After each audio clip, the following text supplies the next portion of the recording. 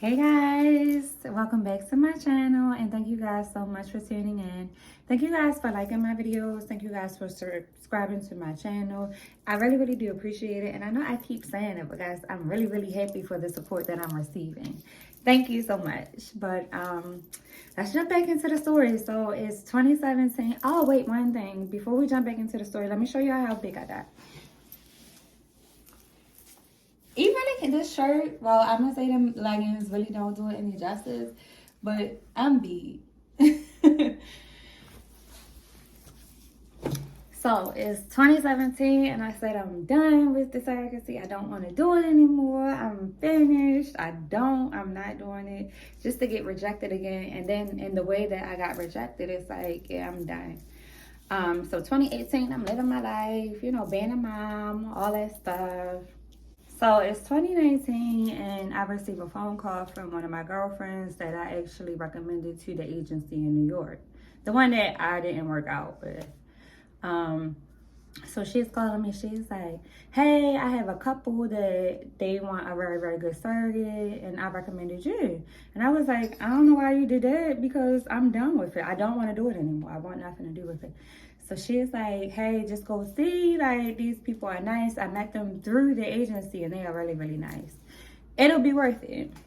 So I'm like, whatever. Let's just see how it goes. I'm the type of person, if my friends recommend me for something, I'm going to go through with it just to not give them a bad name, because who wants that anyway? So I went ahead and gave her my consent to give this couple my numbers. So we exchanged numbers, we text, we emailed each other, and we eventually met at dinner. When I say that this family was so nice, I really am glad that I went ahead and put all my pride aside and said, yeah, I'm going to just do it for you. Well, it wasn't really my pride. Like I said, I did it for my friend. These people were so nice. Like, when I went to dinner with them, I felt like I was meeting with family instead of it being the first time I'm really meeting these people. So instantly clicked just like that. And we moved forward from there. They already had an agency that they were using, and it was in Virginia. But that agency wasn't allowed to do what they wanted specifically with their surrogacy. So I recommended them to go to the original agency that I went to that was in Connecticut.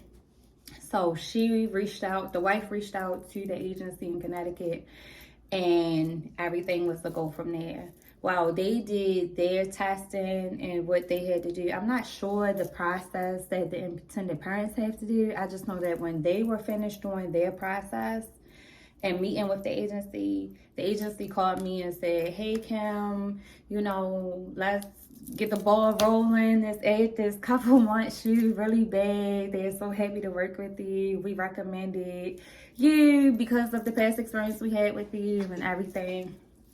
So I'm like, okay, I go up to Connecticut. I do my blood work and all the tests, the psychiatric evaluation and everything else. And mind you, this was the end of 2019 at this point. So everything was set and go for 2020. And then, coronavirus happened and shut everything down. So, of course, we were on pause for, I believe, a year. So when everything opened back up, we went back up there and we picked up where we left off. So I started the medication process in June, and it starts off with birth control. So I started off with the birth control the second week of June. And then the real medication process started. So I was on a birth control for about 2 weeks. And then they start you off with the estradiol. You have to take 2 tablets twice a day. So I took mine once in the morning when I first woke up, and then before I went to bed, every night, every day. That's about I'm gonna say a week prior to you starting the whole trade. It's not a lot of medications either. It's just 3. This is the progesterone suppository, and this was once 3 times a day. This is the progesterone suppository. So I did it morning, midday, and night. Guys, I'm gonna tell you something about this one. This one wasn't as messy as that paste from the first surrogacy. I told you guys the process was way different now than it was before. So they highly, highly recommend that you insert it in here and then insert it into your vagina. I didn't do that one day. I stuck my finger in there.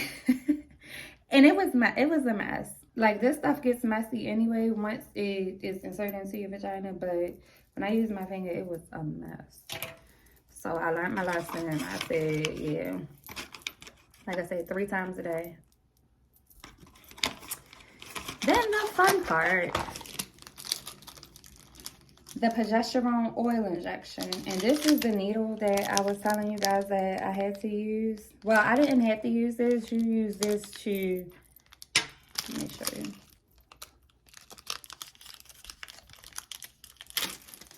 I'm sorry, y'all. I'm out of breath.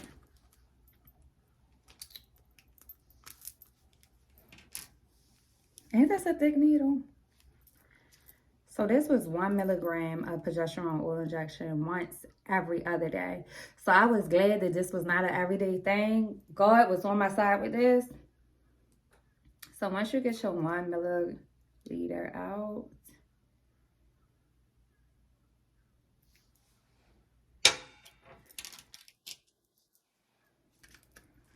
you had to switch the actual tip.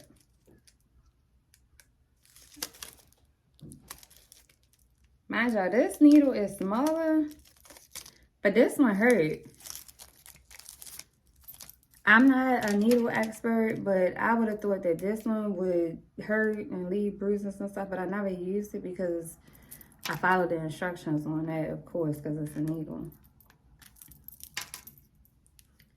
This is the needle. And you have to stick it right there. Of course, I'm not going to do it today because we have enough hormones going on in here. Guys, don't mind the hair that's all over my clothes and stuff. Y'all know how hair do with Blake. So, but along with taking the medications, the agency does send you to a fertility clinic in your state.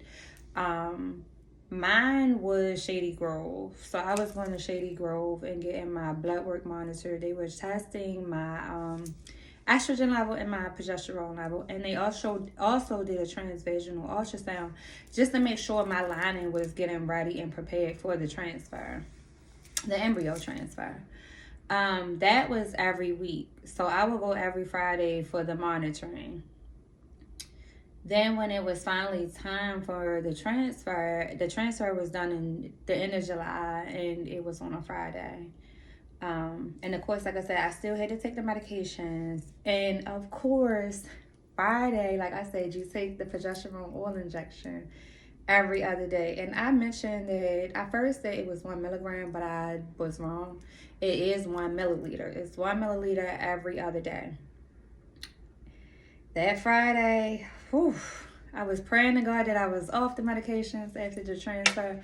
But after the transfer, and the transfer is just, they put the embryo in you. Is something like a pap smear. I'm not going to say it's just like a pap smear, but they open your legs up like a pap smear and insert the embryo in you.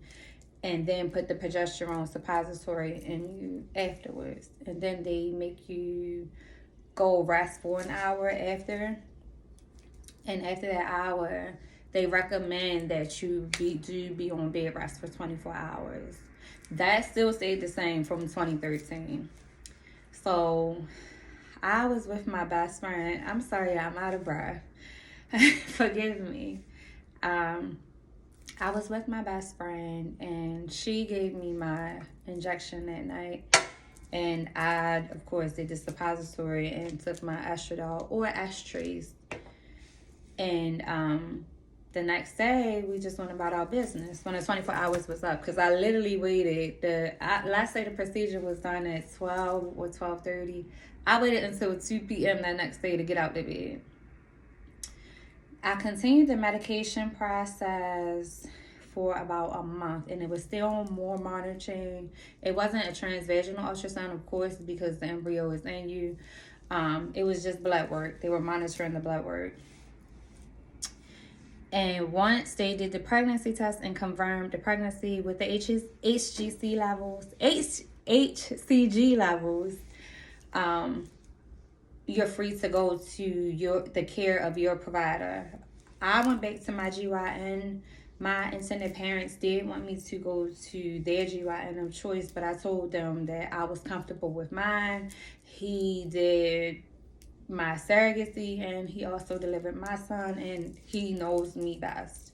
Better than I know myself sometimes, but y'all know how that saying goes. But I'm comfortable with him, so we agreed that I will continue going to my GYN. This journey has been amazing. I will say that my intended parents really treat me like not a surrogate. They really treat me like their daughter or something. Like, the relationship that we have is so strong, and I'm really grateful that I did go ahead and just agree with it with my friend. A lot of people tend to ask me when they find out that I am a surrogate, would I do it again? And I always tell them it honestly depends on how the delivery goes. Because if the delivery is good, then yes. I'm not saying that I ever had a bad experience with delivery. All my deliveries have been smooth, easy. I don't like contractions. I will say that. I don't know anybody that does anyway. But it really all depends on how the delivery goes. This pregnancy has been so smooth. The only thing that I do experience is acid reflux, but that's like when I eat anything citrus or drink anything citrus. No morning sickness, no, like, nothing. Sometimes I really honestly forget I'm pregnant, and so I look down at my stomach or feel him kicking and moving and stuff. That's how easy this pregnancy has been, and I am kind of sad that it's almost coming to an end. I mean, of course, all pregnancies come to an end, but this one has been such an amazing journey. Both my surrogacies have been amazing journeys. I can't say that one was better than the other because they both were amazing. They both were good experiences, and I would recommend as many people as I could to do it, if you are willing to. Because some people have had bad experience with pregnancies and they be like, no, I don't want to do it. If you want to do it and you have any questions, just go ahead and reach out to me. I'm so easy to contact. You can follow me on Instagram, _cash with a K _B. DM me in private and ask me questions. Comment, leave comments. I'm so easy to reach out to. And thank you guys for your time. Don't forget to like, subscribe, and share. Thank you guys again. Talk to you guys later.